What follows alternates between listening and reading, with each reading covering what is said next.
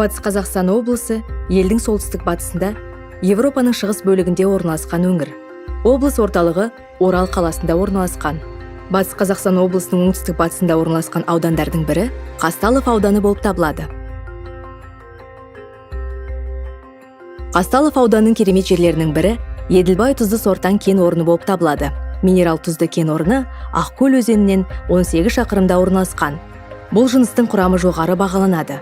Және КСР-ның бұрынғы өңірлері аймағындағы ең шипалы саз санатында. Саз және су шипалық қасиеттерге ие. Көптеген буын ауруларын емдеуге қолданылады.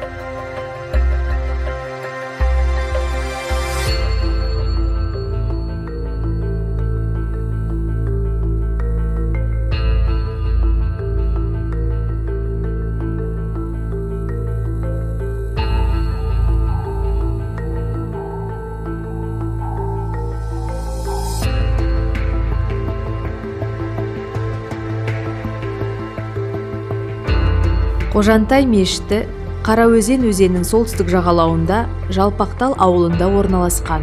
Қожантай мешітінің тарихи ғимараты ерекше.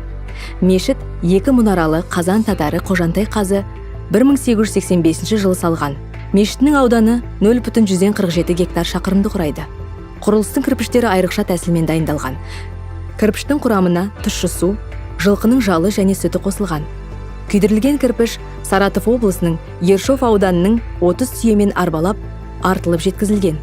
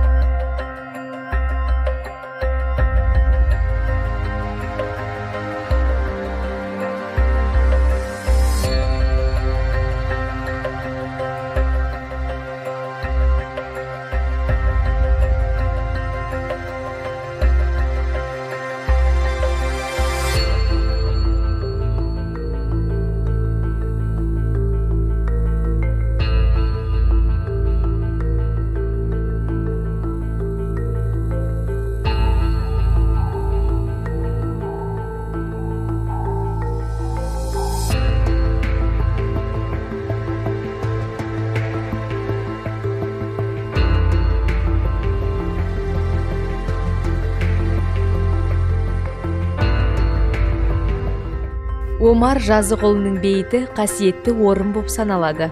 Омар Жазықұлы өте білімді, көне араб тілінде оқи алған, аса беделді адам болған. Халық арасында оны халфа деп атаған. Бұл діндар адам дегенді білдіреді. Ұлы ақын Ғұмар Қараштың ұстазы болған. Ауыл ақсақалдарының айтуынша, Омардың кітапхана қоры өте бай болған. Ол бала оқытумен айналысқан.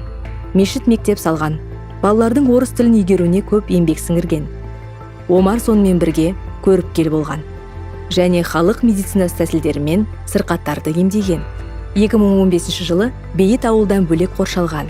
Және онда темір қоршаулар орнатылған.